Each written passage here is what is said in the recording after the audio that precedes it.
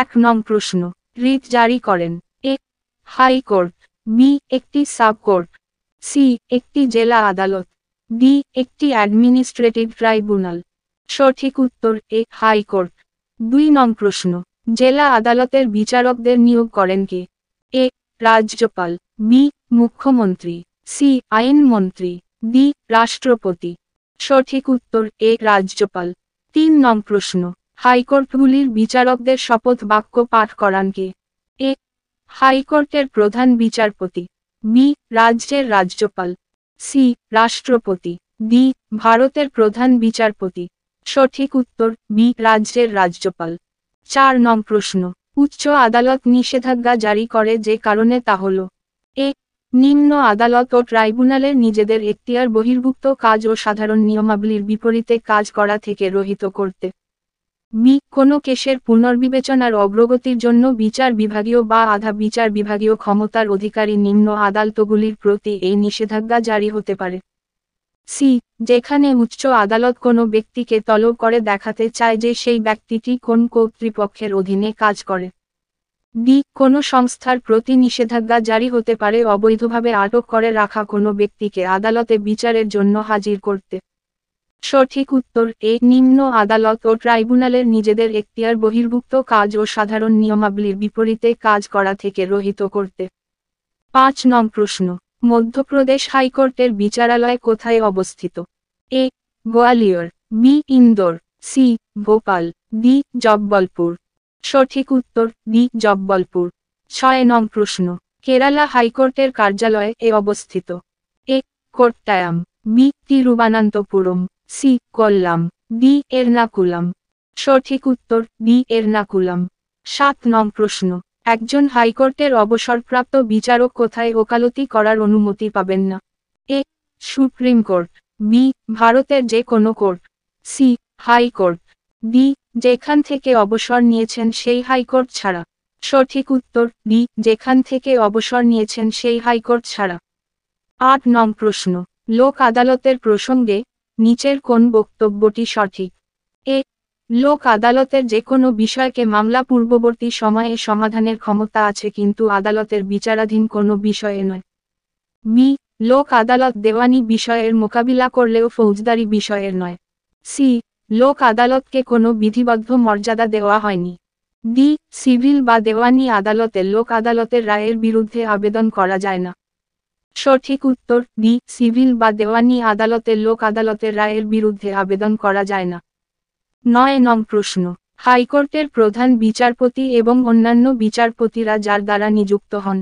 এ রাষ্ট্রপতি, B supreme কোর্টের প্রধান বিচারপতি, সি সংশ্লিষ্ট রাজ্যের রাজ্যপাল, ডি সংশ্লিষ্ট রাজ্যের মুখ্যমন্ত্রী। সঠিক উত্তর এ রাষ্ট্রপতি।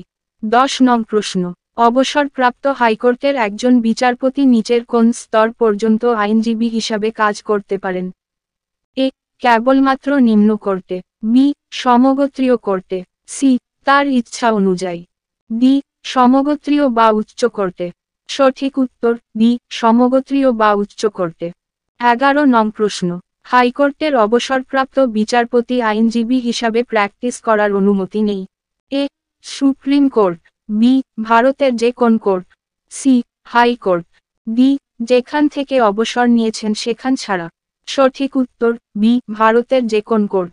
12 নং প্রশ্ন, কেরালা হাইকোর্ট যে জায়গায় অবস্থিত?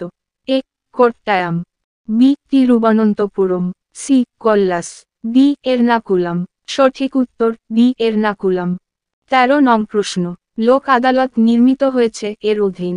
এ legal services authority act, B administration of justice, C arbitration and conciliation act, D legal conciliation act. সঠিক উত্তর A legal services authority act.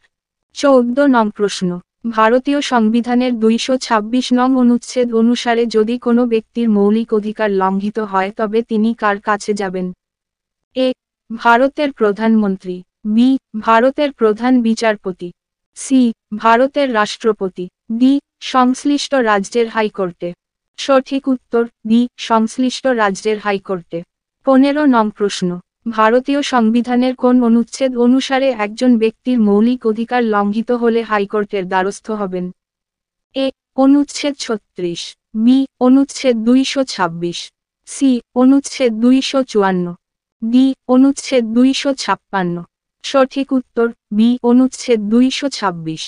১৬ নং প্রশ্ন, ভারতীয় সংবিধানের ২২৬ নং অনুচ্ছেদ অনুসারে যদি কোনো ব্যক্তি মৌলিক অধিকার লঙ্ঘিত হয় তবে তিনি কার কাছে যাবেন? এ ভারতের প্রধানমন্ত্রী, বি ভারতের প্রধান বিচারপতি, সি ভারতের রাষ্ট্রপতি, ডি সংশ্লিষ্ট রাজ্যের হাইকোর্টে। সঠিক উত্তর ডি সংশ্লিষ্ট রাজ্যের হাইকোর্টে। ১৭ নং প্রশ্ন, ভারতের সর্বাপেক্ষা পুরাতন হাইকোর্ট হল? A Madras high court, B Allahabad high court, C Bombay high court, D Kolkata high court. সঠিক উত্তর ডি কলকাতা হাইকোর্ট। ১৮ নং প্রশ্ন, ভারতের সংবিধান অনুসারে বিচারপতিদের এক হাইকোর্ট থেকে অন্য হাইকোর্টে স্থানান্তরের কর্তৃপক্ষকে? এ ভারতের প্রধান বিচারপতি, বি ভারতের প্রধানমন্ত্রী, সি ভারতের রাষ্ট্রপতি, ডি সুপ্রিম কোর্টের যে কোন বিচারপতি। সঠিক উত্তর সি ভারতের রাষ্ট্রপতি। ১৯ নং প্রশ্ন, ভারতের হাইকোর্টের বিচারপতিরা নিযুক্ত হন? এ কেবলমাত্র সুপ্রিম কোর্টের কলেজিয়াম দ্বারা, বি জাতীয় বিচার বিভাগীয় নিয়োগ কমিশন দ্বারা, সি ভারতের সুপ্রিম কোর্টের সাথে পরামর্শ করে প্রধানমন্ত্রীর দ্বারা, ডি ভারতের প্রধান বিচারপতির সাথে আলোচনা করে সংসদ দ্বারা। সঠিক উত্তর এ কেবলমাত্র সুপ্রিম কোর্টের কলেজিয়াম দ্বারা। ২০ নং প্রশ্ন, নিম্নলিখিত তহবিলগুলির কোনটি থেকে হাইকোর্টের বিচারপতিদের বেতন ও ভাতা দেওয়া হয়? এ কেন্দ্রের কনসলিডেটেড ফান্ড, বি রাজ্যের কনসলিডেটেড ফান্ড, সি কেন্দ্রের কন্টিজেন্সি ফান্ড, ডি রাজ্যের কন্টিজেন্সি ফান্ড। সঠিক উত্তর বি রাজ্যের কনসলিডেটেড ফান্ড।